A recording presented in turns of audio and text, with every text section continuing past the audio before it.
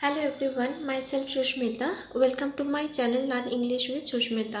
আজকের ভিডিওতে আমি ডিসকাস করব যে সমস্ত পেরেন্টসরা বলে থাকেন যে আমার বাচ্চা মুখস্থ তো করে নেয় কিন্তু কিছুক্ষণ পর ধরলে বা লিখতে দিলে তারা আর লিখতে পারে না। তো কেন এই জিনিসটা হয় সেটা ডিসকাস করব।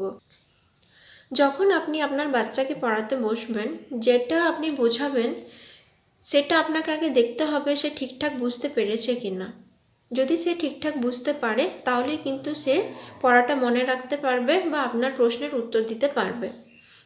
এরপর ওকে আপনি যখন জিজ্ঞেস করবেন যে তুমি পড়াটা বুঝতে পেরেছো, ও কিন্তু অবভিয়াসলি ঘাড় হিলিয়ে বলে দেবে যে হ্যাঁ বুঝতে পেরেছি, কারণ ও জানে যে বুঝতে যদি বলি পারিনি তাহলে মা আমাকে আবার একবার বোঝাবে, তার চেয়ে বেটার বলে দিই বুঝতে পেরেছি।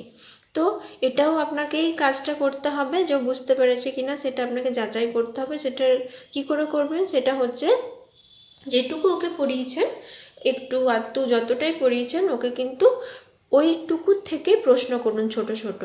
ও যদি সেই প্রশ্নের উত্তর দিতে পারে তাহলে আপনি জানবেন যে হ্যাঁ ওর কাছে প্যাসেজটা পুরোপুরি ক্লিয়ার হয়ে গেছে, ও কিন্তু বুঝে গেছে।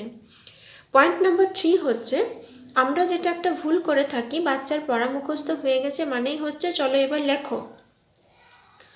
পড়া মুখস্থ হলো আর সঙ্গে সঙ্গে লেখাতে বসে দিই, আর ওরাও বেশ সুন্দর লিখে নেয়। আমরাও ভাবি বেশ ভালো হলো, ও তো বুঝেও গেছে লিখেও নিয়েছে, যাক বাঁচা গেল। কিন্তু দুদিন পর যখন আপনি ওকে আবার সেই পড়াটা ধরবেন তখন দেখবেন ও না বলতে পারছে না লিখতে পারছে।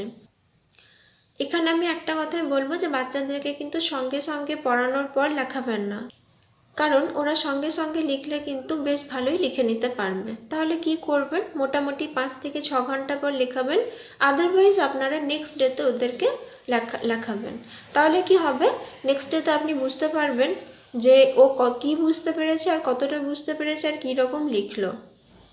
এটা কিন্তু একটা খুব ভালো দিক বাচ্চাদেরকে যাচাই করার, যে ওরা কতটা বুঝতে পারলো বা কতটা মনে রাখতে পারছে। সঙ্গে সঙ্গে কিন্তু লেখাবেন না। 2-4 দিন পর যখন ওদেরকে লেখানো হয় যেগুলো ওরা পড়েছিল, তারপরেও যদি ওরা লিখতে পারে তাহলে আপনি জানবেন যে সে খুব ভালোভাবে বুঝতে পেরেছে। এরপর যেটা আমরা করে থাকি সেটা হচ্ছে যখন সে ভালো করে লিখতে পেরে যায় কোশ্চেনের আনসারগুলো, আমরা ভাবি যে ও তো বুঝে গেছে, এখন এই সাবজেক্টটা থাক, এই সাবজেক্টটা তো অনেকটাই পড়া হয়ে গেছে, অন্য সাবজেক্টগুলো একটু দেখা যাক। তো অন্য সাবজেক্ট দেখতে দেখতে আমরা দেখি মোটামুটি 7 থেকে 8 দিন পেরিয়ে যায়। যখন অন্য সাবজেক্টগুলো ওদেরকে আমরা ভালো করে পড়াই, তারপরে যখন আমরা আবার আগের সাবজেক্টে ফিরে আসি, যেগুলো আমরা অলরেডি করিয়ে দিয়েছি ওদেরকে যখন বলি যে চলো আজকে তোমাকে একবার লিটারেচারের কিছু প্রশ্ন যেগুলো কিছুদিন আগে করেছিল সেগুলো ধরা যাক, তখন কিন্তু দেখবেন যে আর পারছে না। তাহলে কি করতে হবে, 2-4 দিন পর পর রিভিশন করতে হবে। আর 2-4 দিন পর যদি রিভিশন না করেন তাহলে কিন্তু ওরা সেম ওয়েতে ওই একই জায়গাতেই দাঁড়িয়ে থাকবে, ওদের কিন্তু কোনো পরিবর্তন হবে না, একটা পড়বে একটা ভুলবে। অতএব যেগুলো মুখস্থ হয়ে যাচ্ছে সেগুলো রিভিশন করান, তার সঙ্গে নতুন পড়াও পড়াতে থাকুন, তাহলে ওর কিন্তু প্রেশার একটু হলেও কমবে। আমি তো সবসময় বলি প্র্যাকটিস মেক্স পারফেক্ট, তো প্র্যাকটিস করাতে থাকুন, আশা করছি আপনার বাচ্চা ভালো রেজাল্ট করবে। আজকের ভিডিওটা এই পর্যন্তই, আশা করছি ভিডিওটা আপনাদের ভালো লাগবে। Thank you.